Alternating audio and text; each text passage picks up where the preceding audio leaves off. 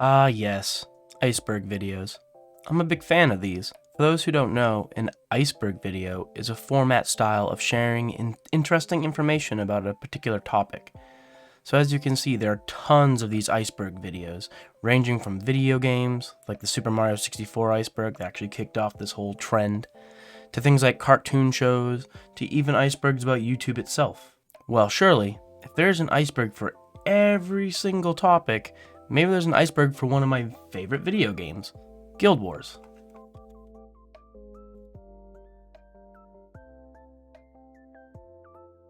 Hmm. Huh. Not seeing anything. Huh, it doesn't look like there is one. There's some videos about Guild Wars, but no icebergs. Well, if you want something done, do it yourself. I had no template to work off of, and I had to compile this information myself. But a big shout out to the Guild Wars Reddit and Wiki for the majority of the information in this video. The game footage is mostly mine, but the few times that it's not, the person who did it will be credited on screen. So without any further ado, here is the Guild Wars Iceberg. Enjoy. Abaddon's You Got Served. This is a reference to the fact that on the final mission, Abaddon's Gate, instead of fighting Abaddon, if you dance in front of him instead, like this, Abaddon will start to dance as well. Raise the roof. And he does a cool animation. And then you die. And it says, You got served. Wizard's Tower. The Wizard's Tower is a reference to the giant floating tower that hangs out between Kessex Hills and the Fisherman's Haven. There's a lot to it that we don't know yet, but apparently there's powerful magics because there's a quest involved to stop somebody from getting there. But we never actually go in or know what's going on. It's just a long-standing mystery. Who built the Eye of the North? This is another long-lasting mystery we don't know yet. The Eye of the North has just been here super long. The Norn don't know, the Dwarves don't know, none of the races seem to know or recall why it's there. It holds the magical scrying pool, a water that can give you visions of things yet to be and things of the past. It's a very mysterious location that exists in Guild Wars 2 as well, and we still have no answers as to who built it or for what purpose. Menzies. Menzies the Mad, also known as the Lord of Destruction. We know that he's the evil half-brother of Balthazar, and he controls the Shadow Army and the Fisher of Woe. The thing about him is, we've never heard his name be said in-game, and we have no idea what he looks like. So for most players, he's just a complete, absolute mystery. 55 HP Monk. The 55 HP Monk build is a build that monks would run with a combination of items and runes and certain equipment to make themselves have only 55 health. With a combination of special abilities that you'd bring, you basically were unkillable against most enemies. Only very particular things would kill you. So it was used to farm a lot of areas, especially very late endgame world called the Underworld, where you can get valuable equipment. This build was just a classic farm build. Just can't, you can't take it down. And it has 55 life. It's just an infamously well-known build in Guild Wars. Ashford Abbey Ghost. In pre-searing, if you go outside of Ashford Abbey, you can look over here and you can actually see a ghost. See him? But when you're actually in the instance, he's not there. Just another one of those mysteries. Balthazar Temple in Maguma Jungle. In the Maguma Jungle, deep down in the falls, you can find this giant temple. And if you go through, and you run all the way up, you can find a statue of Balthazar. Just another one of these areas where there's ruins and architecture, and we see another, god statue. But we don't really know why. What's the lore behind it? Why is it here? But it is. Grenth's Temple in Lornar's Pass. Here in Lornar's Pass, there's this other familiar, architecture, same thing as the Balthazar one. And if you run all the way up here and you go through,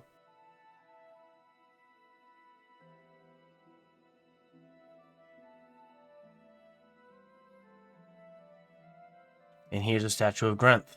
We don't know why this is here. It's just another one of those god statues that just exist out in the world. And we're not very sure why. But it's neat. Mineral Springs Lissa Ice Cave. This is a reference to a cave out here in Mineral Springs that you can find that has a statue of Lissa just in this ice cave. There's also what looks like to be giant braziers. I think this was like a... you would have like a... This is where the flames usually are? Yeah, and there's two here that are like glowing a magic glow. And yeah, there's just a statue of Lissa out here. Just, we don't really know why. Just one of those lore things that there's just a statue out here. Interesting though. The bottomless pit in Jaga Moraine. On the map, Jaga Moraine, there's this giant pit. There's a humongous pit. And you can read this thing that just says, in memory of the Norn who ventured into the bottomless pit to discover if it leads to the other side of the world. Askill Cliff Diver, Gundalf the Mountain, and hardy Jotun Crusher. May they find glory and honor in the mists, should they never return. So there's some Norn that just jumped down to see where it goes. Curious. Drakkar under the ice. Drakkar, the Elder Dragon Jormag's champion, exists in Guild Wars 1 in Drakkar Lake. If you look, you can see it. It's frozen under the ice. But it's there.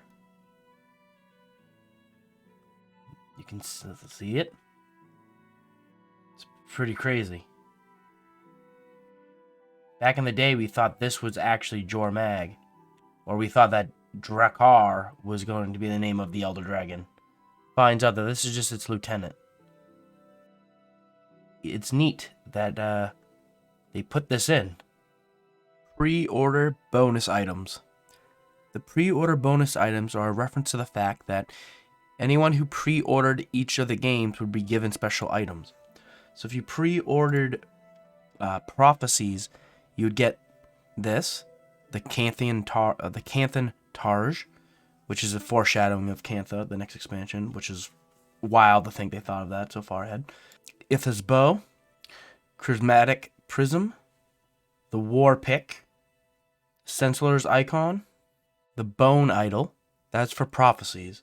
Then if you pre-ordered Factions, you would get Dragon Fangs and the Spirit Binder. And if you pre-ordered Nightfall, you would get Soulbreaker, Sun Spear. And then if you pre-ordered Eye of the North, you would get the Darksteel Longbow, the Glacial Blade, and the Hourglass Staff. The Ancient Weapon. The Ancient Weapon was part of a quest in the beta that didn't get completed and is not in the actual game. But the item, the Ancient Weapon itself, does exist in-game. It doesn't do anything, but it's here. The Ancient Weapon. You can even pick it up. But it doesn't do anything. It's just part of a quest that never existed. Guild Wars Utopia. Guild Wars Utopia was the cancelled 4th campaign that was going to come after Guild Wars Nightfall. A lot of its ideas and concepts ended up getting rolled into Eye of the North in the Asura, but it looks like it would have been a very interesting idea. You would have gone to a place called Zoteka, and it would have existed in the mists and outside of Tyria itself.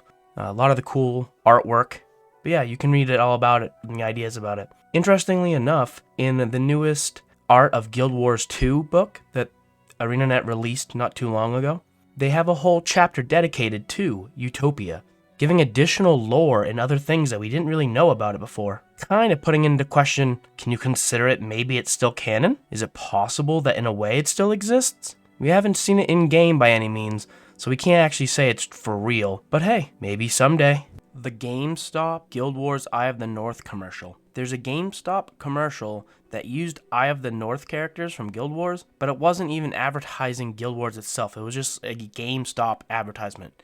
Here, watch the whole thing. I got a book for Christmas. I got a sweater. I got a cool game, yeah, in my stocking, yeah. I got a new system, yeah, just what I wanted. I have the best mom, she rocks so hard, yeah. Go mom, cool game, yeah, yeah. Games make people merry. Get the perfect gift at GameStop. Power to the players. Jingle bells, woo! Staff of the Mists. This is a reference to a quest item for the quest The Cold Touch of the Past, where you actually find the Staff of the Mists, which we find out is the twin scepter to the Scepter of Or, the main MacGuffin item in Prophecies. So it's just this lore that there's apparently two staffs that were made. Why? Well, how do they get separated? Just more stuff we don't really know.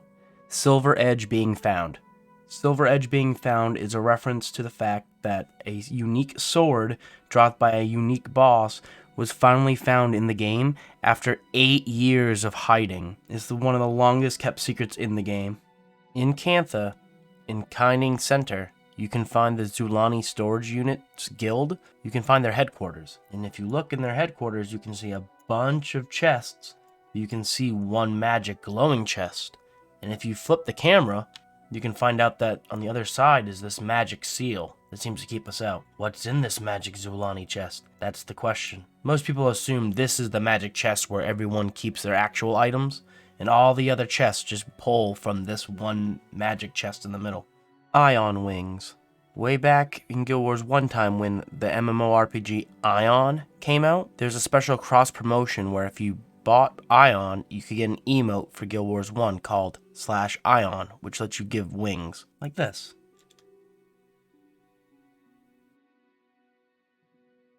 Yeah. Neat, huh? Day of the Tengu. Day of the Tengu was a one-day festival that happened at Shangji Monastery on the day before Guild Wars Factions came out. You could only get into Day of the Tengu if you pre-ordered Factions, so you had a 24-hour head start to play the game. This entry is actually special to me because I actually was able to go to this. I remember this. I had this. This was cool. You got a special Tengu mask right here, and it's just a special event that only happened one day, but it was neat. It was very cool. Yeah. Technically, it's canonical because it's to celebrate the ending of the Tengu Wars. It's the 1-year anniversary. So technically, it's like kind of canon, but yeah. Doom ban / suspension. The cool thing is, when an account gets banned or suspended while it's in active play, Doom himself will rise out of the ground, kill the character, and then that person will be banned or suspended. And everyone in the area can actually see it happen in real time. It's really cool. Here, look.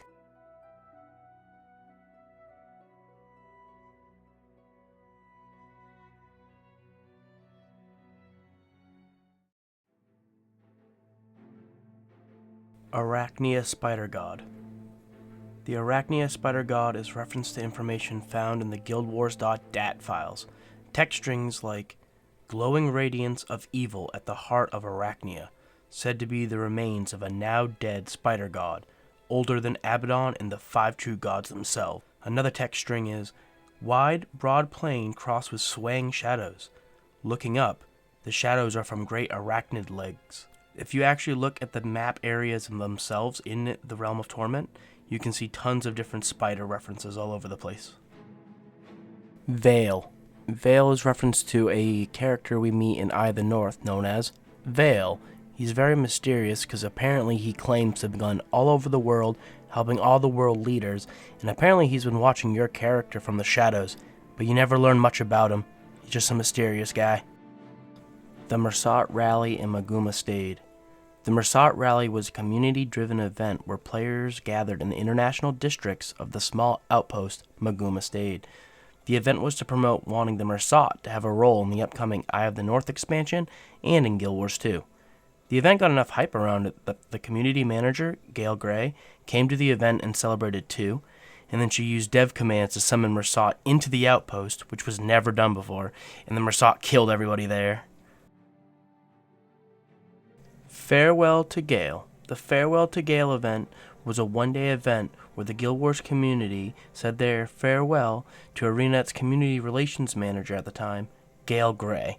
She was promoted and she moved on up, so she was leaving the position. So there was a big event in-game for her departure. The minis, the frog minis, are a reference to the fact that she would always have a character called the Frog who would communicate as well within the cities when she was around. And as a special goodbye present, they made some special mini frogs that only Gale has. So there's 3 exclusive minis in the game that only Gale was ever given. And that's what this references. Oink the Pig. Oink the Pig makes his appearance in the Gate of Kryta mission, where the goal is to escort him home as the bonus objective. But the thing about Oink is that he is invulnerable, but unlike other invulnerable NPCs, Oink will actually attack enemies. When enemies target him, they basically become stuck due to his invulnerability, so given time, Oink can take them out. Basically, he is some pig, and due to this, he has earned a cult following. The Design a Weapon Contests. The Design of Weapon Contests were contests held by ArenaNet once in 2005 and again in 2007 that let players design a weapon, and if their design was picked, it would be put in the game. The winners from 2005 are the Dragon Crest Axe, the Iron Wing Flatbow, the Ceremonial Daggers, the Straw Effigy, Gravel of the Nephilim, Exalted Aegis, the Verterbreaker, and Wayward Wand. The 2007 contest winners were Celestial Compass, Eagle Crest Axe, Draconic Scythe, Frog Scepter, Glacial Blade, Bone Dragon Staff, Dryad Bow, Storm Daggers, Archaic Maul, Ceremonial Spear, and Demonic Aegis. Old Arenas. Old Arenas is a reference to some old arenas that are no longer on the world map. When the Battle Islands came into the game, a lot of these old arenas were removed and put there instead. Kurdix and Suxons.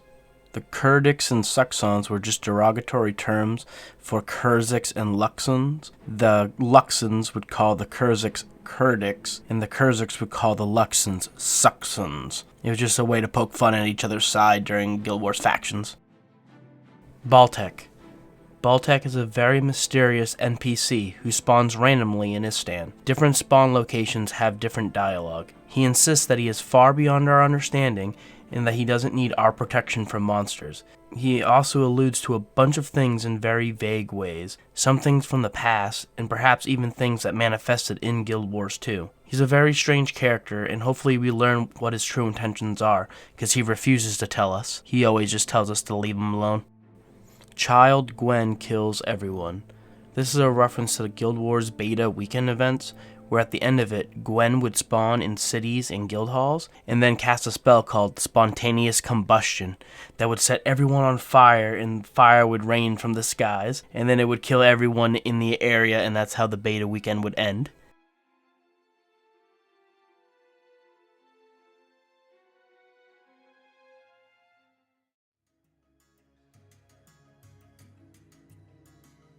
Nameless Lich. The Nameless Lich was an NPC introduced during Halloween in 2010. Nothing else is really known about the character. They have one string of dialogue that simply says, "Be careful who you trust, mortal. Everything here is not what it appears to be." And that's all we know. Out here in Alcazar Tangle, in this bridge you can find an untextured human model wearing prestige Luxon armor. You just gotta go first person and look into the bridge and you can see it. So you go first person and look.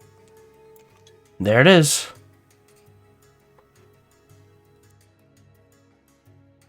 Smiter's Boon PvP nerf. The Smiter's Boon PvP nerf is in reference to the notorious balancing issues with the skill Smiter's Boon.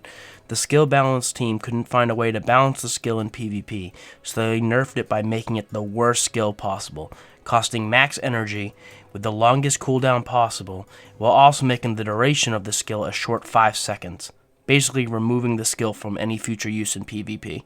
This is the biggest single nerf a single skill has ever gotten. Direct Song.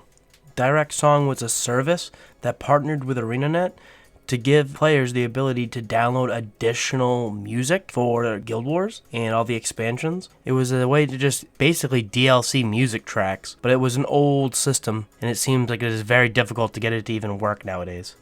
Priestess Rashina. Priestess Rashina is a very strange NPC in Serenity Temple.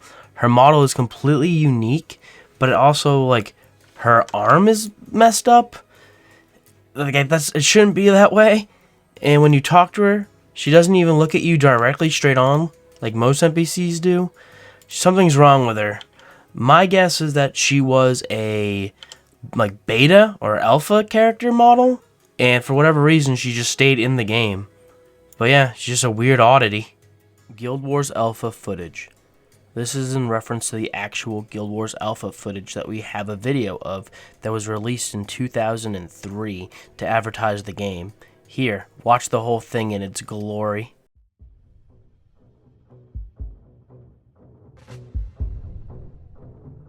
Our guild gathers before each battle.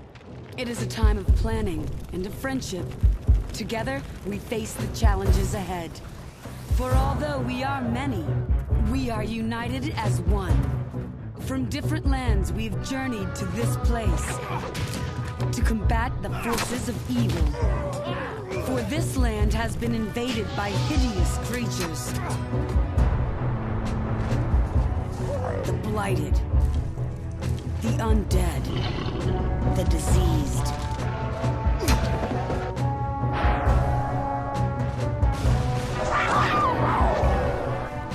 As guild members, we spend our time training to master our unique skills. To earn the right to call ourselves guild members.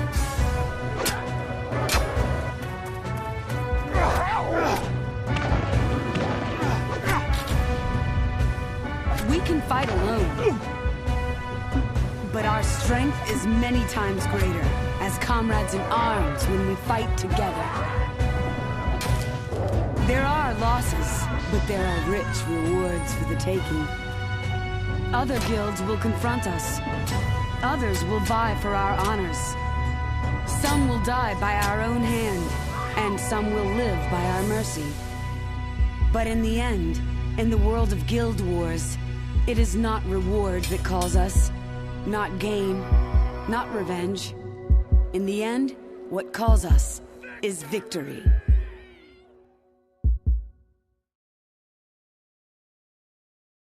The skill Lightning Storm was removed pre-alpha, but you can still find the animation for it in the Dragon's Lair mission as an environmental hazard. The animation still exists.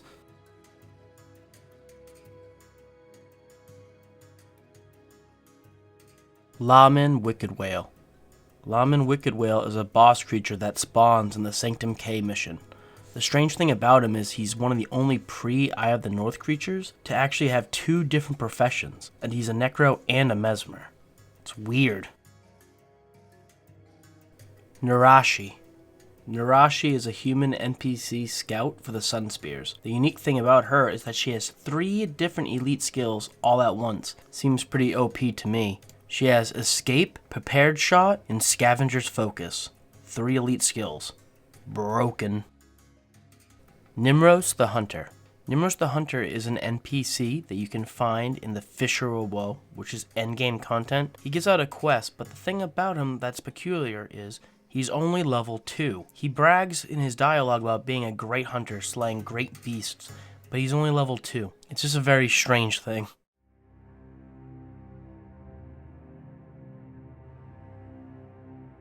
The Guild Vault and Zunlai Market. The Guild Vault and Zunlai Market were 2 features found in the Guild Wars DAT file, but never made it to the live game. The Guild Vault is what it sounds like, an upgrade for a guild hall that would allow guilds to store items together. The Zunlai Market was going to be a new way to sell and trade items amongst players. Both features had decent amount of work done, but were never implemented. At least Zunlai Market turned into Embark Beach. Hero Battles and Red Resign. Hero Battles was a PvP format where you and 3 of your heroes would fight someone else and 3 of their heroes. The format was not very popular, and the community ended up creating a thing called Red Resign, where if you would log in and if you were on the red team, you would just resign and forfeit. So everyone could just keep doing this to each other to increase their hero rank without actually playing Hero Battles. The internet did not like this, but Hero Battles didn't last long when it eventually was removed. Established Kurzik/Luxon Settlement. The Established Kurzik or Luxon Settlement was a series of quests that were added before Guild Wars Factions was released to give a small taste of the 2 sides. Luxons and Kurziks both had new settlements outside of Lion's Arch, and the quests had you helping with whichever faction, and you would learn that a Luxon man named Dallas Ekaris and a Kurzik woman named Mikai Ulrikar had fallen in love and want nothing to do with the war between the 2 sides.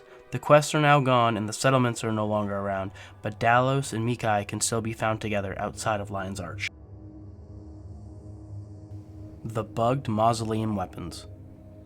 The Bugged Mausoleum Weapons is a reference to the fact that in the Halloween of 2010, there was a quest added to the game called Commandeering a Mortal Vessel, which allowed people to go to Majesty's Rest and enter a little mini dungeon that's just a single layer called the Mausoleum. It was right next to Rotscale's little island.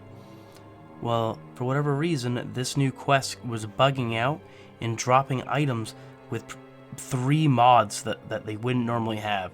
These items are basically bugged and have more benefits to them than a normal weapon is supposed to have. And you can see from all these images how these just are not supposed to exist. These are extremely rare because it only lasted that year before the event was fixed and changed and you can no longer drop these items. So these are an extremely rare collector's piece. What is Raza's purpose? After the defeat of Abaddon, you gain access to a zone called the Heart of Abaddon. Here you can find Raza, bound by other spirits that you must defeat before you free him. When you talk to him, he says this: I have been alone for what seems like ages. I am Raza, created from the mists. I have no memories of my creation, though the past is shrouded in fog. Abaddon bound me to this plane. His minions blessed me with knowledge to fulfill a great purpose. However, I can sense that Abaddon is no more. Now I am without purpose, my existence without meaning. So tell me, are you here to give me my purpose? This implies that there was a purpose for him. He was being created and held here by Abaddon in a place called the Heart of Abaddon for a great purpose, but we never know what it actually is, and he ends up helping us. Since he's a creature born of the mists and technically could live forever, we might even see him in Guild Wars 2 someday. Why did Abaddon give mortals magic? We know that Abaddon was the god that gave all the magic to the mortals, and we know that later this was a catastrophe and ended up having to be concealed within the Bloodstones in order to lower the damage impact. And this apparently angered Abaddon enough where he took his followers, the Magronites, and had waged war with the other gods. Why did he want mortals to have magic so bad? We don't fully understand exactly why yet. Sort of left up in the air. Who tricked Zin and why? Zin is a renowned Golemancer, and he created Rocks, Nox, Pox, and Gox. We find out that a unknown person tricked Zin into creating Rocks, Nox, and Pox to go around and eliminate the world leaders. One goes to destroy Salma, the queen of Kryta. One goes to attack Emperor Kisu in Cantha, and another one that tries to attack the princes of Vabi. Zin ends up getting exiled from his homeland and having to work with the Shining Blade, but we never figure out who was the person who tricked him and why. Whatever happened to Evenia? In the war in Kryta, Evenia makes a pilgrimage all the way to Ascalon to ask for help. She's last seen outside of the Ascalon gates trying to get in. Eventually there was a patch where she disappeared, but we never found out the conclusion of her quest or if anything happened, and she never comes back. What happened to Evenia, the leader of the Shining Blade? I personally like to believe that she is E in Guild Wars 2, but that's a mystery for another day. Humans are alien to Tyria. This is in reference to the fact that in the lore, it is said that the gods brought the humans to Tyria from somewhere else. So that would imply that the humans here are not native to Tyria and we are in fact aliens. So what is the humans' homeworld? Where is it? And why were we plucked from it? These are the greater mysteries of the Guild Wars world. Horses on Tyria? Horses on Tyria is a reference to the fact that there's no actual normal living horses ever seen in-game. They're mentioned in lore, they're mentioned in books. We have seen the Necrid horseman ride around on a zombie horse. We have seen the celestial avatar of the horse, but we haven't actually seen just a normal, everyday, average working horse. It's a joke in the community that horses just don't exist in Guild Wars. Alright, the last one, and it's Sin's Thong. This is a reference to the character Sin. Some pervert found out that if you clip inside her model and look down, it kinda looks like she has a thong. This was later removed, so clearly it was enough for ANET to do something about it. This is a very, very niche thing, which is why it's way at the bottom of this iceberg. But there you go. And there we go. That was the Guild Wars Iceberg. I had a lot of fun putting this together, and I hope you learned a few things about one of my favorite games. Thanks so much for sticking it out to the end. Please like, subscribe, and leave a comment. It really helps me please the YouTube algorithm overlords. Till the next video, I'm the Lazy Sage. Stay super, everyone. Peace.